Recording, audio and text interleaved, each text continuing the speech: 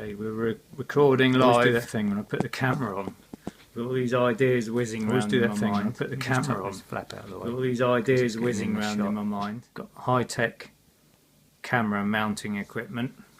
It's called an iPhone case, and I've got a bottle of cleaning fluid propped up behind it. Anyway, it's just a quick test video to make sure I'm in the frame and the lighting's okay and stuff. Been having breakthroughs about water filters. Gonna have to share them with you. Well, I've been having breakthroughs with water filters. I've been doing some research, mostly today, but over the last year and a half since I bought a Brita water filter. Right, well, this is basically a Brita water filter kettle. There's nothing special about it. There's a little timer on the top. Tells you how many weeks you've been using your filter for, and they recommend changing it after 4 weeks. And then in here you've got the water cartridge, the filter cartridge, and you just put water in the top basically, and it flows through the cartridge and into the bottom, and then you can pour the water out reasonably simply.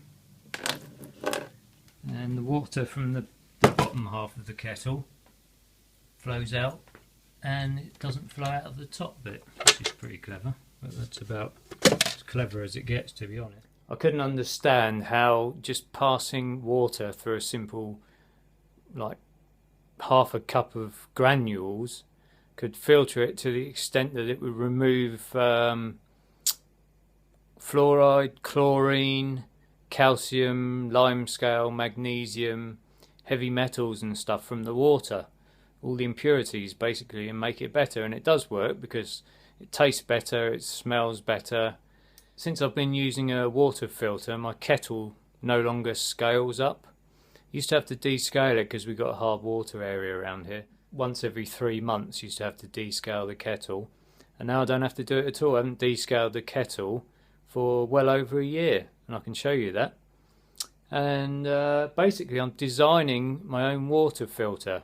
From the research I've done, I've discovered that it's not only cheaper to make your own water filter, but also that you can reuse the water filters that you use in your Brita kettle.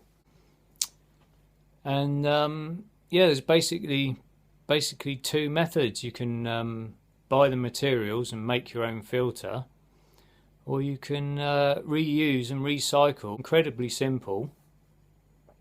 It's the same process that industrial manufacturers use when they regenerate their filters, and I'll tell you how it's done. Two compartments. See, this one pulls out.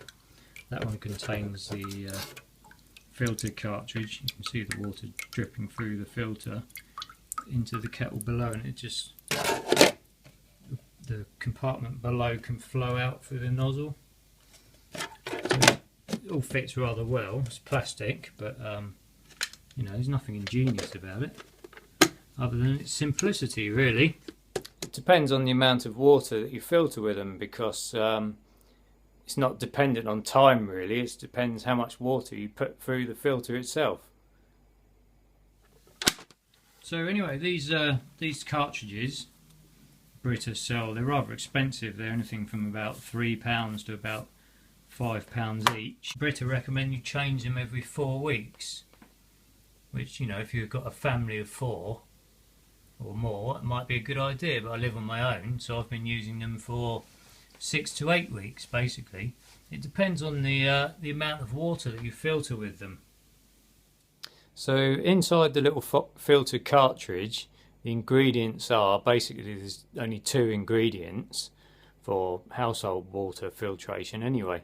The first ingredient is activated carbon, which is otherwise known as activated coal or active carbon, or the most commonly known name would be charcoal, and that's easily available. It's just burnt wood or another material, an organic material.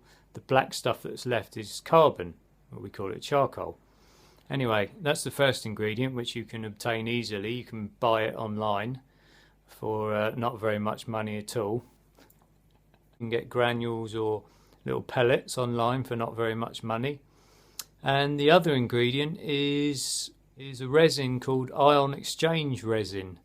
And the way that works is the resin has a chemical reaction with the water, and it draws out the impure ions from the water and replaces them with sodium, basically, which is salt, otherwise known as sodium chloride is salt. But anyway, that will lead me on to my next point. And if you cut open a filter, basically I just cut this one open with a kitchen knife because I get interested to see what's inside things. There's nothing special in there, right? That's the just plastic body. There's little mesh at the bottom, nothing special about it, and inside there's a little mesh in the top, and that basically holds the granules in there. Just open that up and you'll see there's a little packet of granules in there, and the water just flows in the top, the holes in the top, and through the granules and out the bottom. Really, there's nothing, there's no special flow process or dynamics to it. It's just straight through the resin, basically, which leads me on to my next point. So there's basically two ways of regenerating the carbon and the ion resin, ion exchange resin. Just looking at my desk because I wrote some stuff down about it. Carbon is regenerated basically under temperature. The industrial process is you dry it out at 100 degrees C, which Wikipedia says 105 degrees C, but you know, give or take a few degrees C. And basically dry it out, and the other process is they heat it up in an inert atmosphere at around 800 degrees C, I think. Well, you know, not many people can do that unless short of you having an industrial oven, but we can certainly do the first process, which is dry it out at 100 degrees C. So this is what the filter looks like before I cut it open, and that just sits in there on the kettle. And this is when I cut open to show you inside, and all I did was I cut open 3 or 4 of these filters, which I was going to chuck out because I was going to recycle them. So I was removing the contents, putting it in a bag, and then I was going to chuck the bag away and just chuck the plastic in the recycle bin over here. So yeah, that's another one. I had like 4 or 5 of these lying around. You know, been using them for at least 6 months. And the contents, the resin and the charcoal pellets, I'll get in there and you can have a look. Where's the camera that end? There we go. It's just it's basically more or less a 50-50 mix of charcoal pellets and ion exchange resin, which is the grey stuff. The charcoal is the black stuff. It actually looks like there's more resin than carbon, but it's about a 50-50 mix, so it'd be easy to remake. And anyway, that's just in a little packet in the filter, and the water just passes through it, and it does the business basically. And as far as ion exchange resin goes, the actual process involves replacing the impurities. The way to regenerate ion exchange resins, I'm trying to hold the thoughts in my mind while I think about 4,000 other things at the same time. The way to regenerate ion exchange resins is you have to replace the impurities with the sodium ions that have been depleted.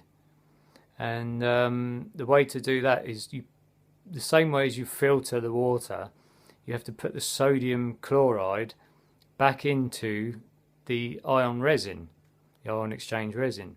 And the best way to do that is you just pour a high saline solution, which is salt, between you and me and the rest of the YouTube verse, is you just pass salty solution back through the resin, which regenerates it. It's as simple as that, really.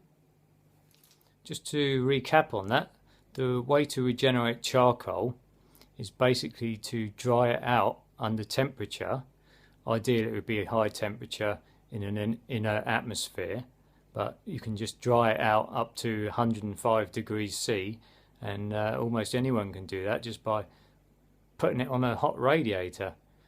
And the way to regenerate ion exchange resin is to pass a salty solution through it, and we can all do that at home. So that's the theory, and it seems quite simple, and I'll show you the practical steps to make your own water filter or to regenerate the filters that you've already used.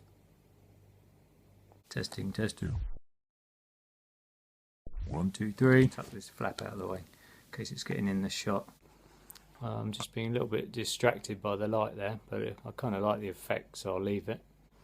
Charcoal is the result of when you burnt wood or another material.